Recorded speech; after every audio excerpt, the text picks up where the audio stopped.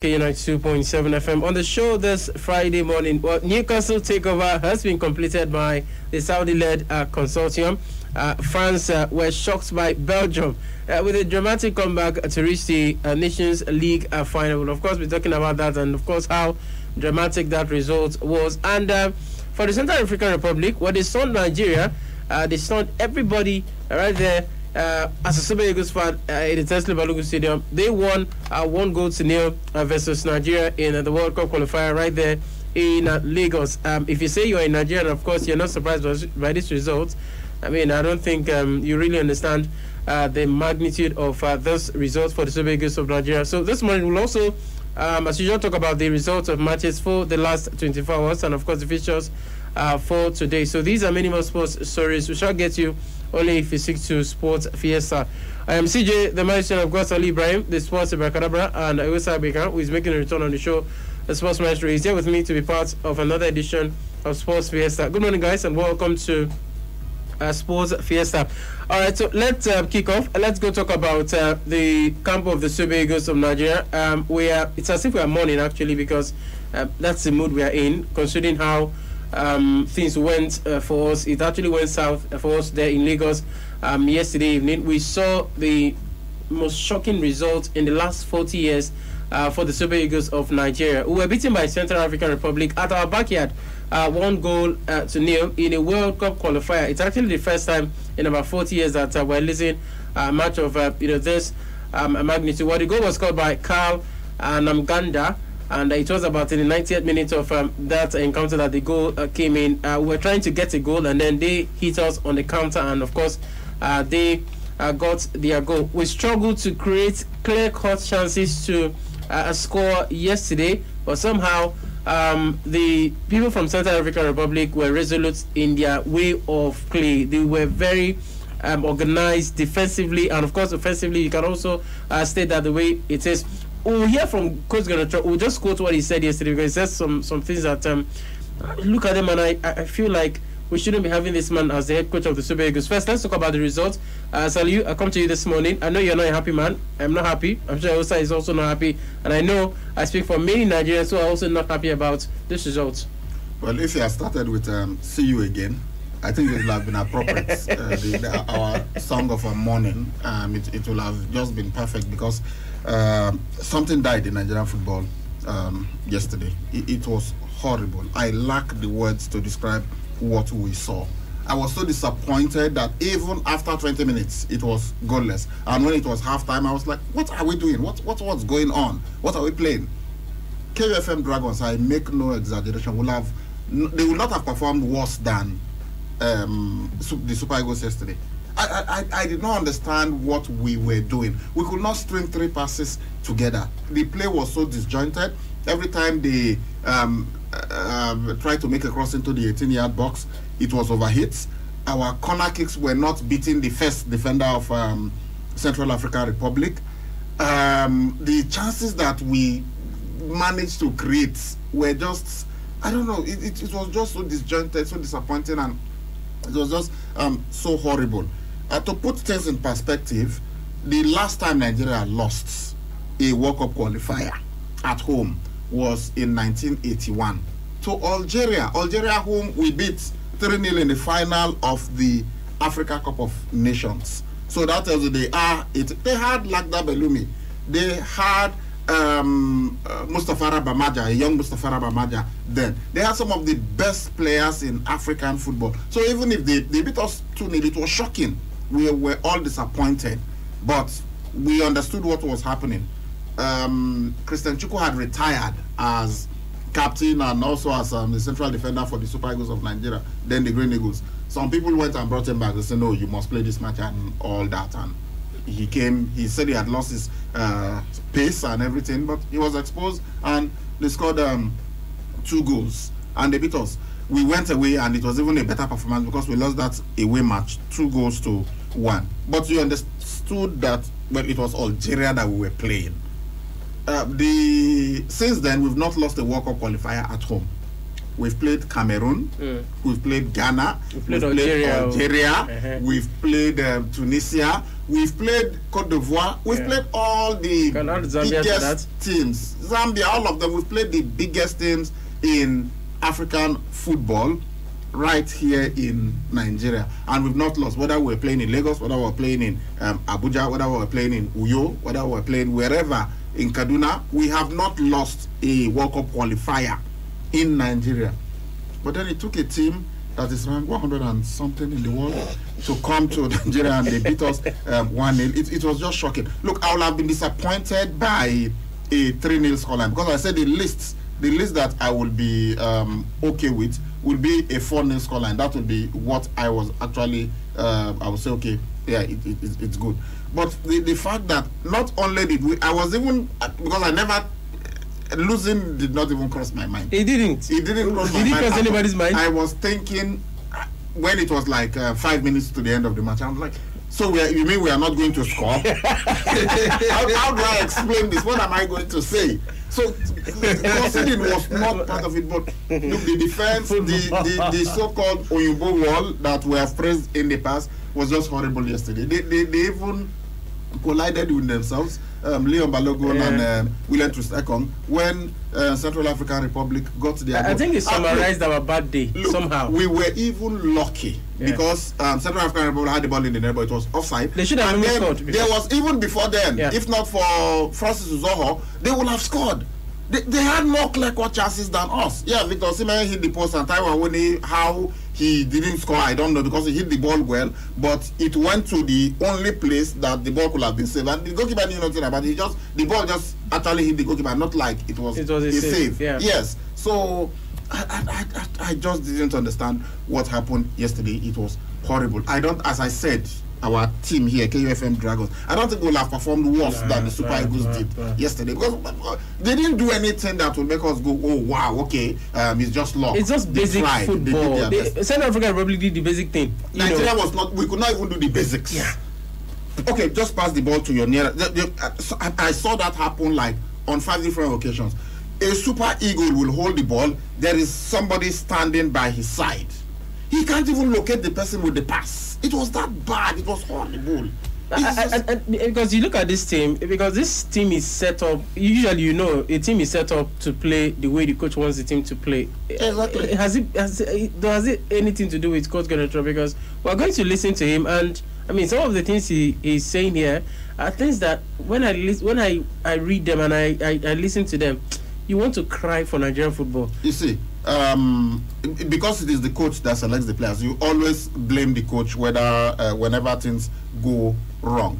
But the players too, they've got to take responsibility, because I've seen it in the past. Somebody like Daniel Amokachi, somebody like Emmanuel Amunike, all those players in the past, there will be times when what they planned, what the coach is telling them to do, is not working, but they just decide to be imaginative, take the game by the scruff of the neck, and they are able to do something. Austin JJ Okocha, I mean, several times we've seen him do some kind of things. He just on his own, when the strategy is not working, maybe this is how we're supposed to play another, and it's not working, you just turn things around and it works for you. How can you playing for the Super Eagles of Nigeria and you are in a team that lost to Central African Republic? I mean, it doesn't make sense. Not even away from home, where we would have said, okay, maybe there was cheating, maybe the officiating was fair yesterday. We can't complain of anything. If anything, maybe it's even Central African Republic that will complain. I was even feeling somehow, I mean... Yeah. A draw yesterday would have been actually a win for Central African Republic, honestly, let alone getting that 3 points right there in Lagos. I think it's high time we put square pegs in square holes. Let's see how things work out, because you cannot have that kind of squad, expensive squad, assembled expensive squad. Even without Godfrey's Kondogbia, they came here and they beat us. And look at the stars we've got. Osimhen was just named the Premier League Player of the Serie A Player of the Month. Look at other stars. Look at the kind of pedigree they came with. So for me, I think this is uncalled for, and they should be the one to make things difficult for the opponents, not the opponents making things difficult for them. Because on a very good day, you've got players who could string passes together and just open up their opponents' defenses and packing goals. But what happened yesterday it's still something for us to ask the manager and still have to tell us what really happened, because this is disappointing. Honestly, if we had been beaten back South Africa, fine, Cameroon, fine, Egypt. I would not even accept that at home. Yeah, but I would say, yeah, maybe even Nigeria was okay, fine. Maybe something went wrong, but not Central African Republic, for Christ's sake. And we know that there's no minus. Yes, but do you think there is no minus? Do you think they were beat Guinea-Bissau? Because Morocco prepared well, and even beat Liberia. We were so overconfident. Honestly, before that game, we were so overconfident. There are minnows if you know what you are doing. Absolutely. People keep saying there are no minnows whenever Nigeria does not. When you don't prepare well, that's a perfect excuse to give. Okay, let's go to Coach Garnacho. Well, he says the players are still disappointed in the dressing room and still not understanding why we could lose this match. When we analyzed it, we dominated possession of the ball. We had several opportunities to score, but we did not score. And very often in football, there was a counter and our opponent scored. Sometimes you win and sometimes you lose. We lost. We had the opportunity to score, but we could not. We have to recover, and we have to make some changes in the team. We missed the creativity of Alex Iwobi, and also missed Wilfred Ndidi so much. It was not easy for Frank Onyeka and a first-timer, Taiwo Awoniyi, to come into this team. And he also goes on to say, well, Cape Verde were well organized, but we're still ahead in the group, and in the 3 days, in 3 days' time, I believe we'll be able to win the match. It will not be in Central African Republic, it will be in Cameroon, and on a very good pitch. Also, I think the fighting spirit of the team is still there. I hope in the next game, we'll be luckier than today. There will be some changes already. There are some injuries, and I don't know if Kelechi Iheanacho is able to play because he had a knock. We have some players who are tired because they ran a lot, and we were fighting as always. This defeat will surely make their recovery more difficult. They will not sleep well tonight, but we'll have to recover and prepare for Sunday's game, which we must win. Now, my Sunday's game is actually talking about the reverse fixture against Central African Republic in Douala, right there in Cameroon. People say it's a neutral affair, but then let's also look at what the coach is saying. Yes. Ridiculous. For goodness sake, ridiculous. You're saying you miss the service of Carlos Iwobi and of course when they played 4-4 with you are playing against Central African Republic and you are telling me that you are missing some players. Central African Republic that did not have their own most recognizable player. Kudokwa was not there, and you are telling me that you missed some players. No, look, it's just that look, if I were Amadou Pinnick, if my name were Amadou Pinnick, and I'm the president of the Nigeria Football Federation, Nigerians will have even before Nigerians went to bed last night, they will have had that Buffalo had been sacked. In fact, the entire technical, what is Joseph Yeboah doing there? I don't understand, because I will be the one if I were Joseph Yeboah at halftime when the Super Eagles look at my face. They will know that they've got a serious job to do. And nobody was even. It's a nobody was shouting. It was as if let's how can and hear what the coach is saying? We will now play on a good pitch. For God's sake, you are playing at home. You are playing at home. If your players that have played on that pitch, they are not used to it. Is it? How comes Central African Republic were able to master that pitch? Because they were better yesterday. They were talking of how you dominated possession, and with all the misplaced passes that we saw, that they could not even locate their teammates with passes, that they could not even cross the ball properly. I've always said, look, I don't know. He has his preferences for some players, but I don't know. There are some. I thought that when Samuel Kalu came in, there was more urgency in the game. The Taiwo Awoniyi that is talking about that he struggled, I thought Taiwo Awoniyi even helped lift the game. So I don't know what he was saying. Taiwo Awoniyi was unlucky in quotes not to score. After that but from Victor Osimhen hit the post. So I don't think Taiwo Awoniyi had any issue. As in the truth was that the play was just disjointed. We didn't create. If there was anybody that you could even say was really trying, you could see urgency, you could see that he understood that if we do not win this game, Nigerians will not be happy with us, was maybe Victor Osimhen. Yeah. He was the one that was really running at everything, trying to really get in the to face of the game. bulldoze his way to He was go. the one that was really doing something. Maybe the whole play was so complacent that Joe Aribo was just strolling on the pitch, and I mean, it was just so bad. And for Genethro to be telling us some of these things that he said, look, if I were him, and I know that I'm not going to be sacked, what I would have just said in my post-match conference would be, look, nothing I can say now will explain what happened. We are sorry, we are 100% sorry, and we will win the match convincingly in the next game. The only good thing is that we are playing the same team in a couple of days, so we will beat them silly. Yeah. This was bad. There was not. I will not be talking about the players that are missing. Talking about next match will be on a good pitch and all that. It's just maybe because he knows what's happening in Nigeria, and he knows that no matter what, he will still be in charge of the team until after the World Cup. That's why he can talk this way. The NFF has said to fire him, they will. It is going to be expensive. I wonder why they even gave him last year. the job. Why they extended his contract in the first place. You know, so it's. Also, before we go on a break, are you angry with the fact that usually when your team loses a match, you see a coach take responsibility for some of his actions and then there's, but it seems not to be the case for Coach Genethro. He's just a man who will come in and then make all sorts of excuse, exude himself of any blame. He will just more like say things the way he wants to say them and doesn't feel any form of remorse. Like Salih said, you expect a coach when you lose a home match to come out to say, look, we're sorry, this shouldn't happen. There's no reason whatsoever to lose a match of this magnitude, but we are going to make it up in 3 days' time.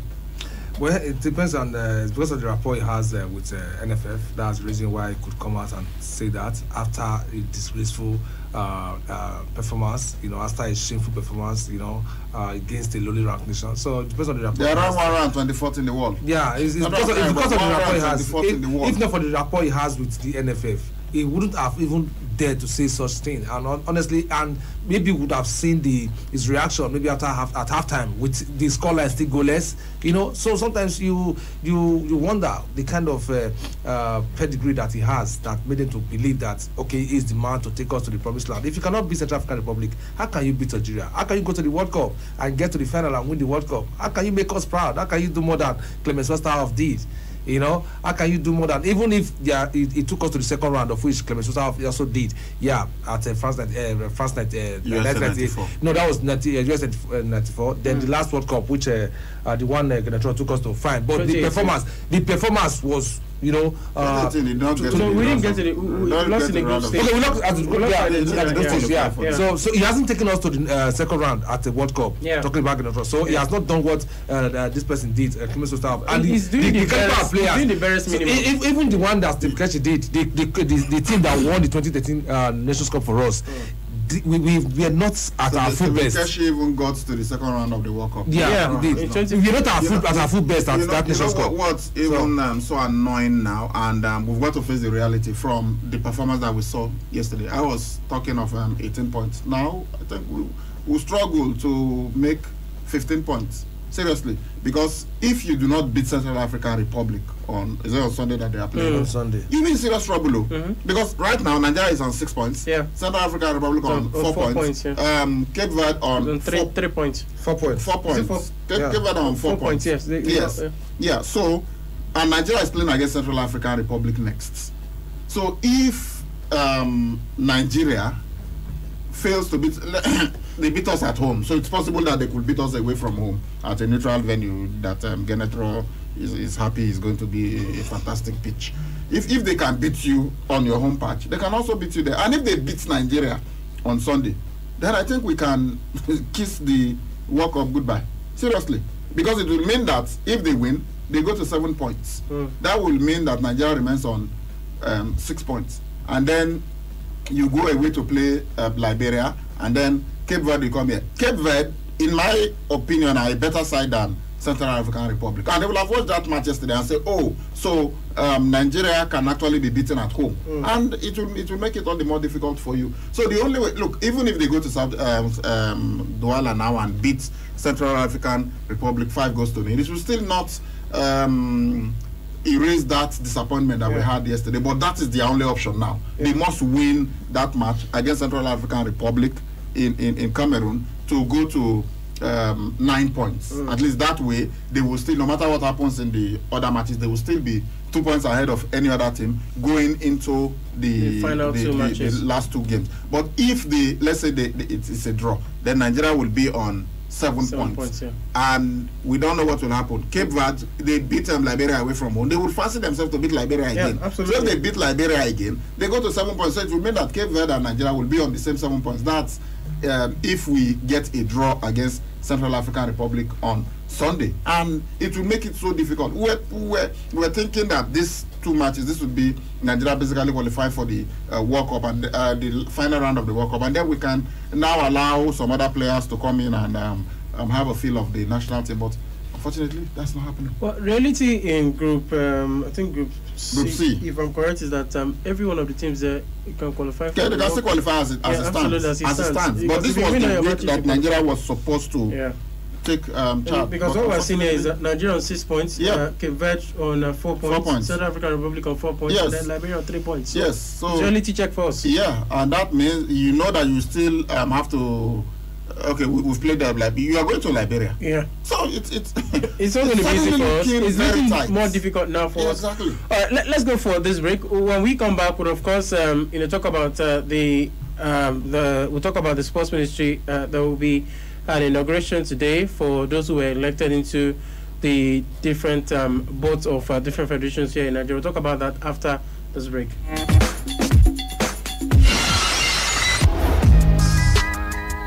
Do you know that following people without their consent is stalking and it's an offense?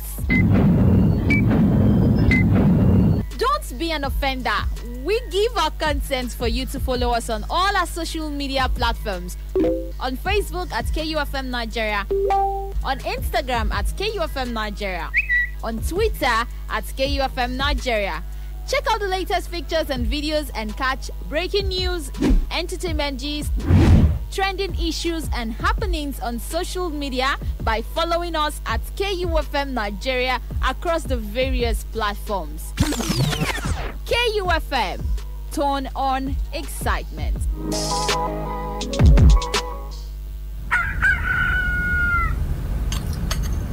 Milo! Yes!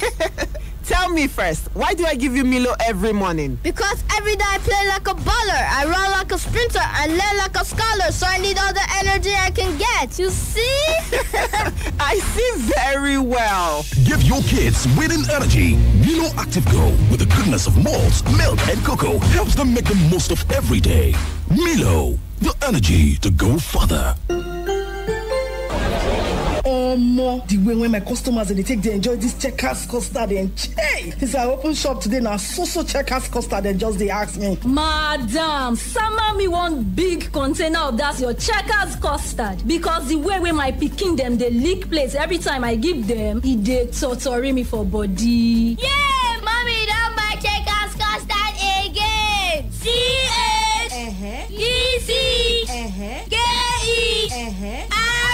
CHECKERS Checkers custard. Checkers custard, or God we no get rival. Checkers custard. Now this one be custard.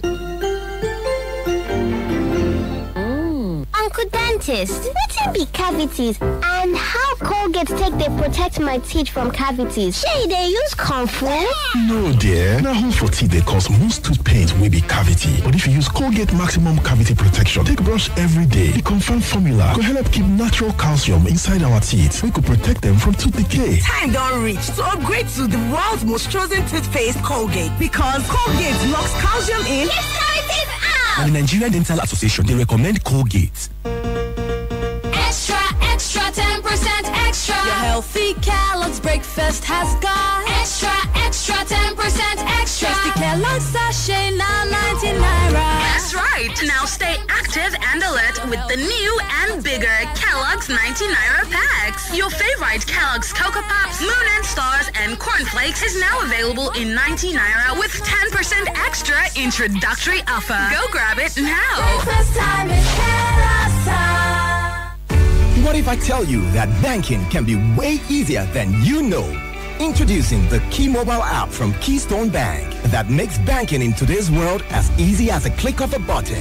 Imagine being able to open a fully functional account within 2 minutes, getting your debit or credit card delivered to you within 48 hours, and increasing your transaction limit. Shop and make payment in style using the NQR code feature. Simply scan, verify, and pay.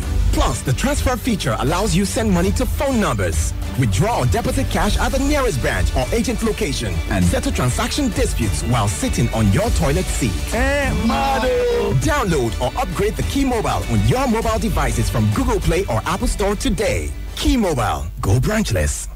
Wow, the detergent can come again. Wow. You they wash plenty and you they say wow. You fit to win the millions. As you they wash with, wow. Jump 50K every day. Wow. If you not time to take calculate. Wow. Million naira full of ground. If you want to know how, just check the pack. Wow. Get your own car though when you wash with wow. Detergent, you they wash show. Million naira back at time. Wow, detergent promo. This promo will end for the 25th of October 2021.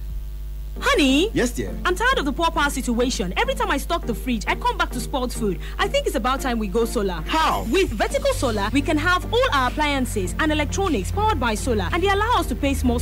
We can pay installmentally with as low as 36,000 naira monthly, spread across 12 months. Tell me more. I know you like the idea of paying small. Vertical Solar range of products can power all household devices, including air conditioners and water pumps. What are the benefits of solar power? We are talking uninterrupted power supply, no monthly electricity bill, no more spending on generator, and no more generator noise. I see. But how can I locate Vertical Solar? Head now to 28 Country Home Metal Road off Ajib Junction, Sapler Road, Benin City, or Blossom Mall beside Stop to Shop stores, DBS Road, Asaba. Or you can call them on 0816-170-1105 or 0703-623-4843. You can also send them an email on info@verticalsolar.com.ng. Vertical Solar, your lifetime power partners.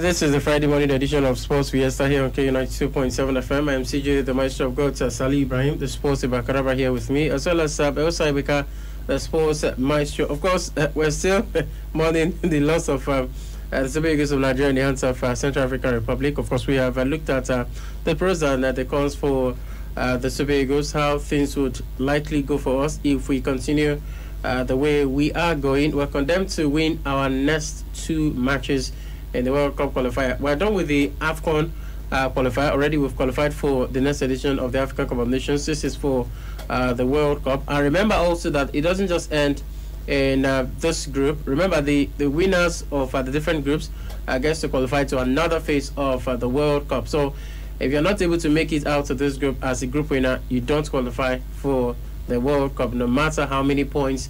You don't even have a chance of qualifying if you don't get out of your own group alive. All right, so for the Super Eagles of Nigeria, they've got a job to do. At least we're expecting them to win their remaining matches. We're expecting them to do that. At least that should appease some of us.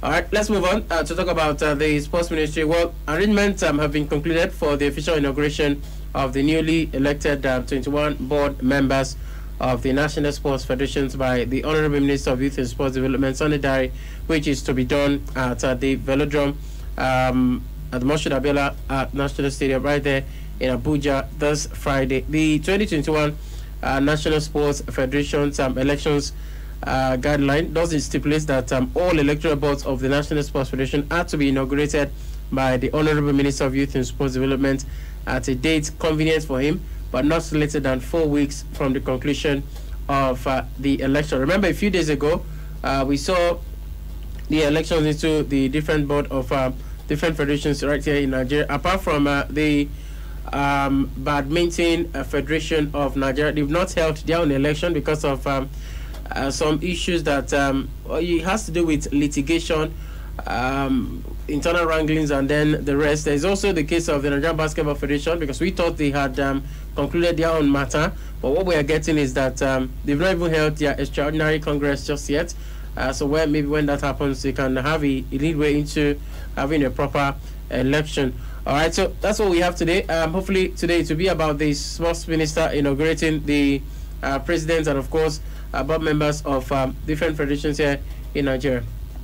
Yeah, nice one. But I think they have to start with the responsibility of ensuring that they put sports, on the global map, and ensure that things get to improve. Honestly, because some of the federations, with what we are seeing from some of these federations, it's not really encouraging. And we hope that the federations that will be inaugurated will go out there and do their and play their part and ensure that yes, they are able to lead the federation before they will leave office for the next set of people to come take over the office. We should see improvements in different federations and not drawbacks as we've seen in so many in the last few years. Honestly, just imagine like a federation, for instance, federation like the Athletics Federation. Look at what happened at the last Tokyo Olympics. What would you blame? How would you explain that to the country that some of their players could not meet up? So for me, I think some of these lapses are not something that we want to see. Then look at some other federations like the swimming and the weightlifting, where you can give thumbs up to someone like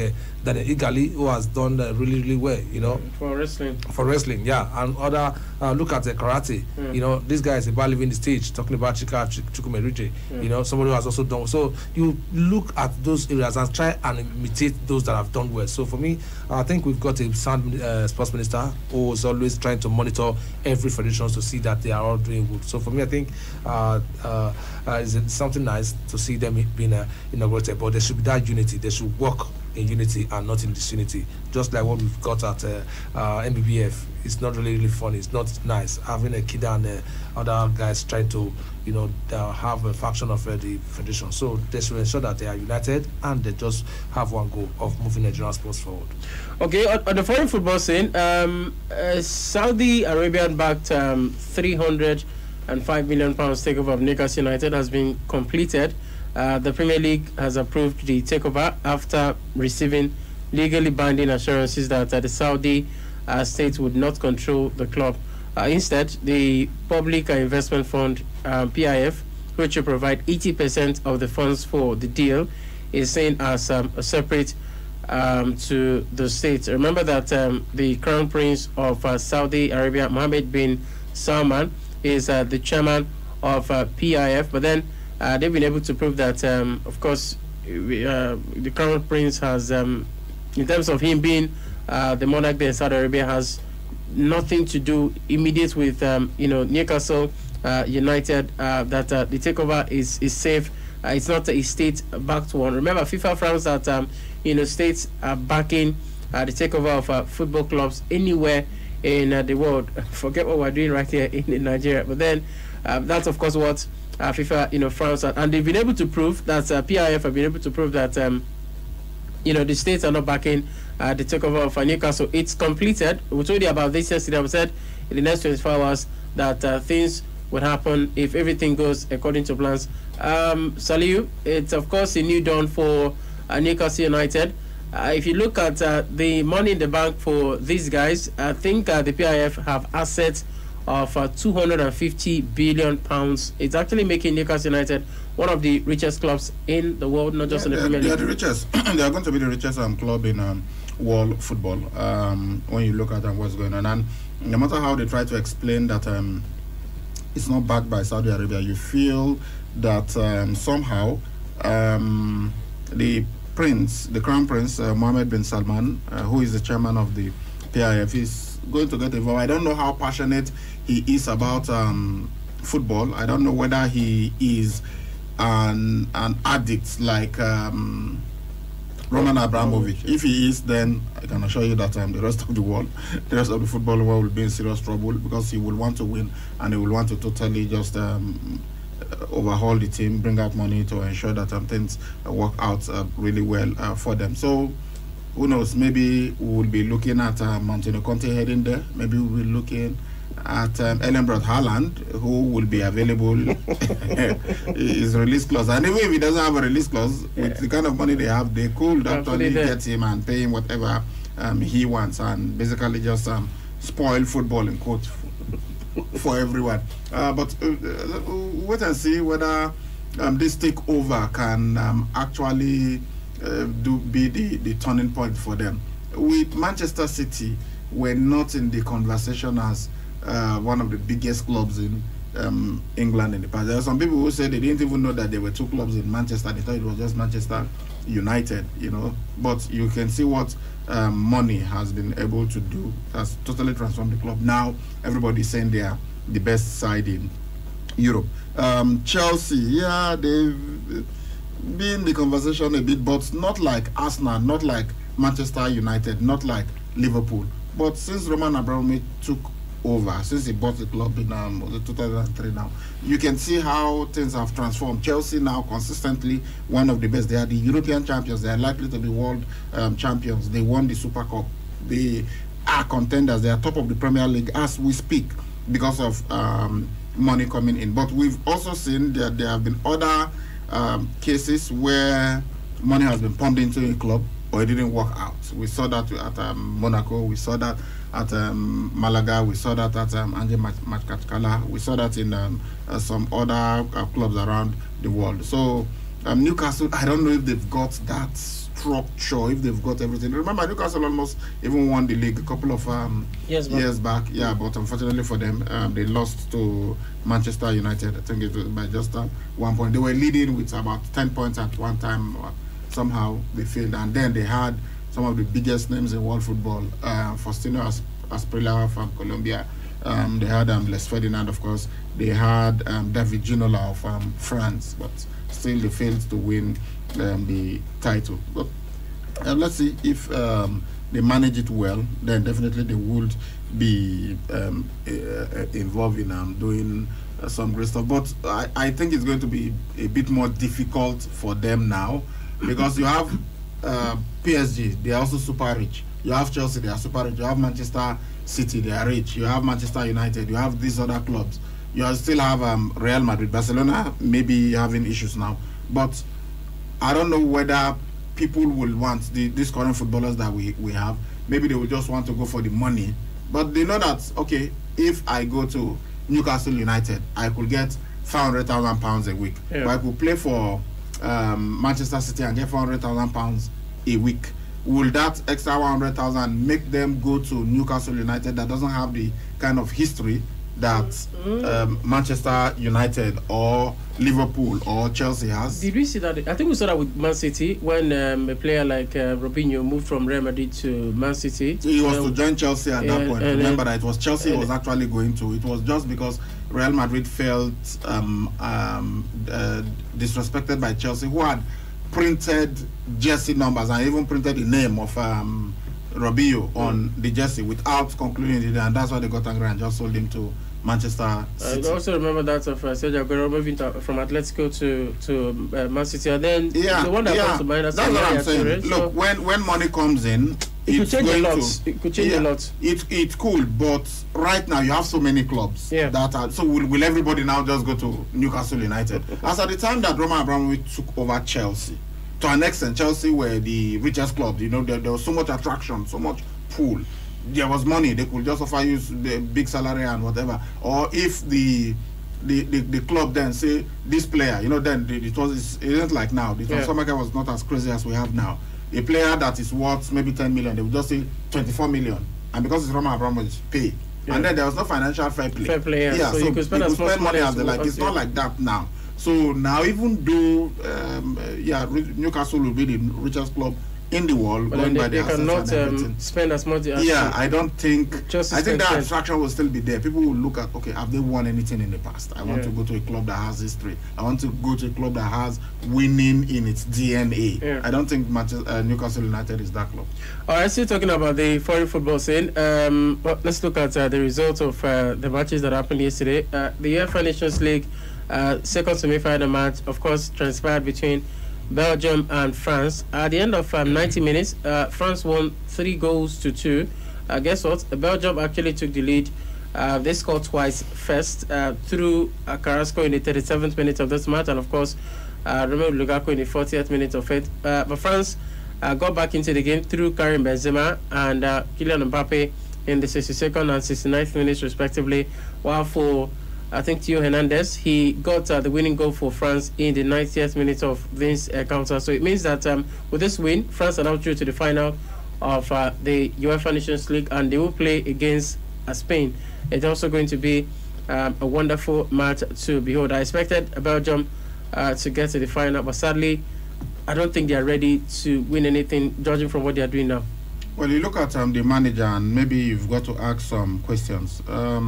It's a game of two halves. Nobody wins at halftime. But when Belgium took the lead, when they got the second goal, when Lukaku scored that brilliant goal, I thought, okay, they will see this out, because they've got some fantastic defenders. They've got one of the best goalkeepers in the world. We know that France are also very good, but having taken that early lead, and remember that even before Belgium got the first goal, Kevin De Bruyne, how Hugo Lloris received that shot, I don't understand. He had absolutely no right. When you hear commentators say this goalkeeper had no right to score this goal. That was what happened. So Belgium was playing well, so they could have been 3-0 up in the first half, but suddenly they basically went to sleep in the second half. Although they also got a goal. Lukaku scored what he thought was a legitimate goal, but if not for VAR, that would have stood, because nobody saw it.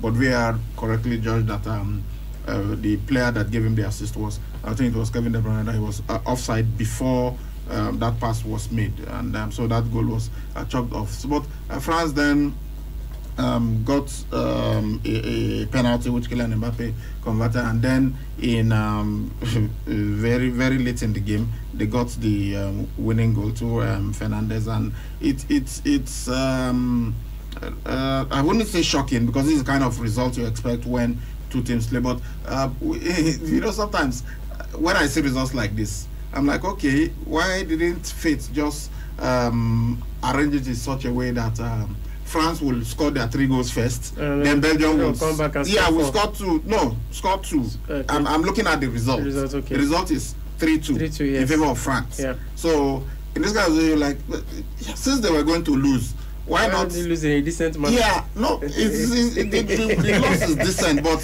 having gone 2-0 up. Okay, maybe you are sitting there to I would have preferred for France to score their 3 goals. Or maybe France will score, then Belgium equalize. France scores again, Belgium equalize, then France gets the winning goal. It's easier to take. This one is even more heartbreaking. Yeah, when you look at the final of the 1999 UEFA Champions League, between Bayern Munich and Manchester United, you saw how upset Samuel Osei Kufo of Ghana was when they lost that game. And afterwards, years later when he was interviewed, he said, look, I'm not saying it's okay to lose, but I would have preferred to lose 3-0, 4-0 on that day than to lose that way.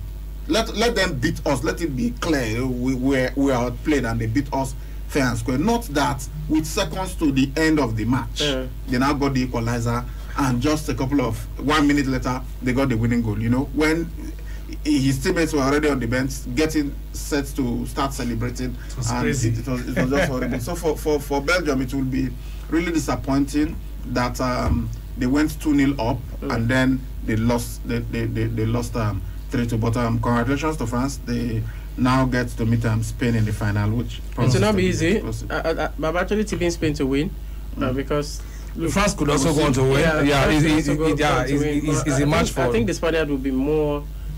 I think they'll be more determined, judging from what they did against the Italians. No two matches are the same, by the way, but. No, but how about France? They're talking about what champions, reigning champions. From 2 goals down to win 3-2. All right, so they will also be determined. Let's look at the other results. That was from the UEFA Nations League. Then the World Cup qualifiers, the Asian football qualifications. South Korea, we are 2-1 winners over Syria. Iraq and Lebanon played at a goalless draw, while United Arab Emirates at home were beaten by Iran 1-0. Then that was in Group A. In Group B, China defeated Vietnam 3-2. Saudi Arabia beat Japan 1-0, while Australia hammered Oman 3-1. Then we look at the CAF qualification. Equatorial Guinea we had 2-0 winners over Zambia. Then Tunisia also enjoyed a 3-0 win over Mauritania. Then we look at Group C, where Liberia and Cape Verde locked horns, and it was Cape Verde that won 2-1. Then the shock results that we've been discussing, and I don't want to go back to that result. Honestly, it's hot. Then we look at Group E. Rwanda at home, we are beaten by Uganda 1-0. Mali spanked Kenya 5-0. Then Group J, DR Congo defeated Madagascar 2-0. Tanzania at home, we are beaten by Benin 1-0. All right, these were the ones. Then it's also qualification. Argentina played at a goalless draw with Paraguay. Then for Brazil, they had to come back to beat Venezuela 3-1. Uruguay also played out a 0-0 draw with Colombia. We also saw Ecuador beat Bolivia 3-0. Peru 2, Chile 0. Then for the CONCACAF qualification, have you taken that? Yeah. USA pipped Jamaica 2-0, Honduras 0, Costa Rica 0, Mexico 1, Canada 1, and then for El Salvador, they also pipped Panama 1-0.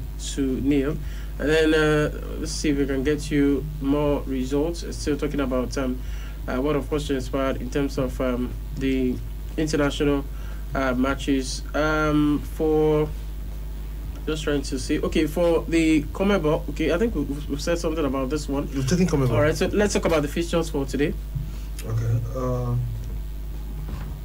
Please just give me a second. For the fixtures, we've got for the UEFA qualification, Czech Republic will play against Wales, and Estonia will take on Belarus. Gibraltar versus Montenegro. Latvia will play against the Netherlands. Turkey will take on Norway. This is in Group G. The first one was in Group E. And then in Group H, Cyprus versus Croatia, Malta taking on Slovenia, and Russia will play against Slovakia. In Group J, it's Germany versus Romania. Iceland will play against Armenia. Lithuania will take on North Macedonia. So those are the matches that we have for today. Then for the CAF qualification, Malawi will be playing against Cote d'Ivoire, and Cameroon will play against Mozambique. That's in Group D. In Group A, Algeria versus Niger Republic. Djibouti will take on Burkina Faso. In Group F, Algeria versus Gabon. Angola versus Gabon, and Egypt taking on Libya. Money on Egypt? Yeah. It's going to be a tough one. It's a North African derby, but Egyptians are the favorites. Okay. But Libya are actually top of this group. They've got 6 points. Egypt are on 4 points. So then Gabon 1 point. Angola no points. So it must win for Egypt. Yeah. So must win for them. Okay, let's talk about transfer rumors and gossip. Well, Liverpool, of course, weighing up a move for Real Madrid and Spain winger Marco Asensio, who is reportedly unhappy at the Bernabeu. Well, Newcastle new owners are aiming to make the club as big as Manchester City and PSG, who are also they have owners from the Middle East. All right, okay, let's just look at the messages. Yeah, we've got so many of them. So many messages. So let's update with the messages. This one says, please, was Alex Iwobi involved? Kachi from Pizza. No, Alex Iwobi was injured, so he was not even invited. And that's why Genetro was telling us that he needs Alex Iwobi. I noticed the Super Eagles players love their coach. The chemistry between the players and the coach is great. I commend the man management skills of Genetro. That's why he's still in the job. Oga Ibrahim, your Super Eagles don't lose again. Oh. You know, say if Pekin do well, na Papa get them, but if otherwise, na Mama own MCA. Okay, so now because they lose, they are my Super Eagles. So when they win, I will say they are my Super Eagles, and nobody should celebrate with me. Good morning, sports crew. Nigerian football died a long time ago, not yesterday. The burial was only conducted yesterday. Pasco from Aduawa.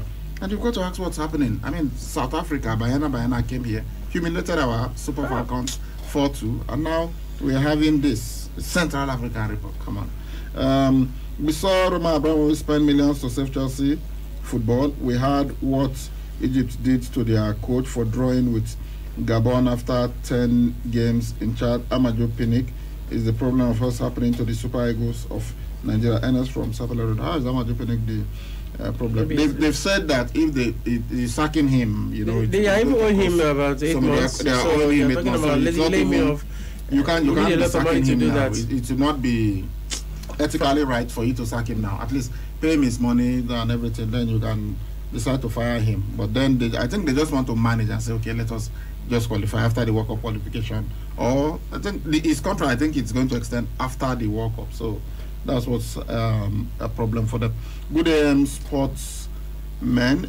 Eagles coach should be fired for the earlier the better. If not, we may not qualify next World Cup because we have what it takes. And congrats to the Le Bleu coming from 2 goals down to win their game. That's to say it's not over until full time. Okay. In soccer. Okay. Superb Kells from Sapele Road, Obe Boston. Okay. Greetings to the house. Raw is not a good tactician and he lacked the Nigerian spirit. I saw that when he lost to Madagascar in the Nations Cup. Felix Ugbodaga. We've been saying it for like 5 years now. Good morning, men of sports. You guys should help me. What is happening with Super Eagles? Because I am very sure that you, Ibra, Agbekan, CJ, and me, we can still beat Central African Republic. This Mr. Titus from GRA. Good morning, sportsmen. The Super Eagles have no coach. Gennett Raw is not a coach. Mr. Amadou and NFF boards to sack themselves and stop giving Nigerians tension.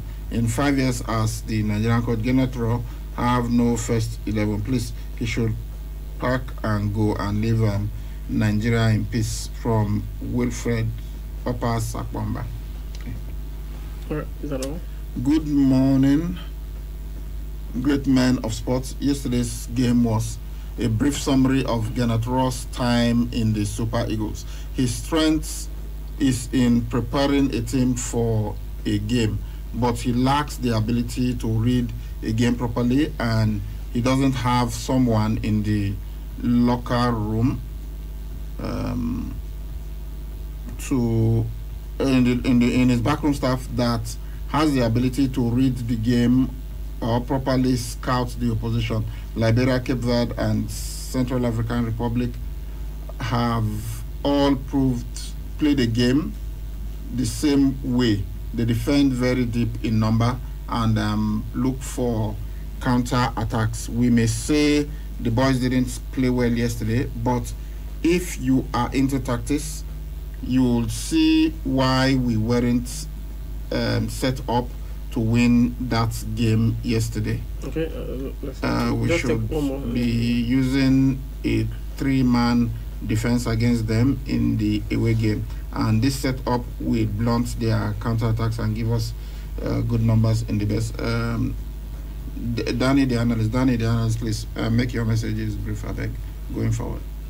All right, so that's the much you can say coming from this edition of Sports Fiesta here on K92.7 FM.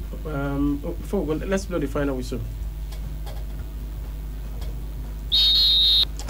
All we have done is stick along and survive for 14 years. We have had no real ambition. We have survived. Cup competitions have been non-existent, and this city and this football club and our fans deserve better. The fans are loyal. They love their football club, and their life is Newcastle United. It all depends on whether the club win on a Saturday. They work hard all week to spend their money on the club, so I understand why there's so much happiness in the city today, and I feel exactly the same. Former England and Newcastle United striker Alan Shearer says the Saudi Arabian-backed £305 million takeover of Newcastle United is a special day for the club's long-suffering supporters. And that's the final whistle on Sports Fiesta this morning. All right, so that's the much you can take from this edition of the show. Thank you, Salih. Thank you also, Usai Bega, for your time on the show. For those who sent in a message, thank you also for being a part of our world this hour. Hopefully, we'll be back